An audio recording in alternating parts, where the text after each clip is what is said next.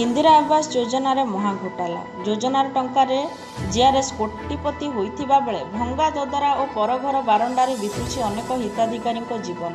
एमिति एक घटना खणिबौल केन्दुझर जिला हरिचंदनपुर ब्लॉक पिठागोला ग्राम पंचायतर घटिथिबा जଣାपड़िछि।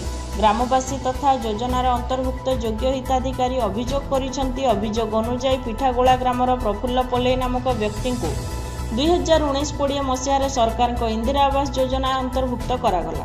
प्रफुल्ल अति गरीब होइथिबा जोगु निज घर निर्माण पर सक्षम होई नथिले, जहाकु नै जीआरएस वैद्यनाथ महांत प्रफुल्ल को निज पालरे पकई तांकर पास बही और एटीएम निज हाथ को नहीं 13 अगस्ट 20,000 टंका उठाई पुराणा घर को भांगी नूतन घर निर्माण कार्य आरंभ करथिले। सेही टंकारे प्लिंथ निर्माण करथिले और निर्माण कार्य को प्लिंथ मध्य सीमित रखी पर 2 फेब्रुआरी रे लिंटेल लेबुल निमंते 35,000 और 25 मार्च रे संपूर्ण होइथिबा मिथ्या फोटो दर्शाई 45,000 टंका उठेई नैथिबा हिताधिकारी अभियोग करिसंती।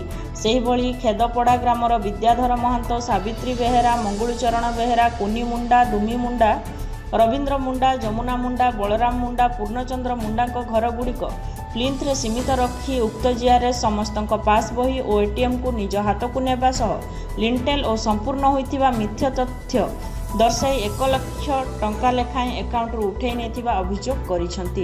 एही भली पिठागोला ग्राम पंचायतर कुलाढांकुणी, कादुआ, खरबा, सरदापसी, टांगरबाहाली, नंदरा, बालीपसी, अलंग, रंपाकोट, मरागोला ग्रामर अनेक लोकंक घर अधा पंतरिया होई पड़िथिबा सह संपूर्ण टंका हड़प करा जायथिबा सूचना रहिछि। एथिप्रति जिला प्रशासन दृष्टि दे तुरंत घटनार उच्चस्तरीय तदंत करने जनसाधारण और शिक्षाविद महल दाबी होउछि। केन्दुझरु रवींद्र खमाणिया रिपोर्ट, आद्याशा न्यूज।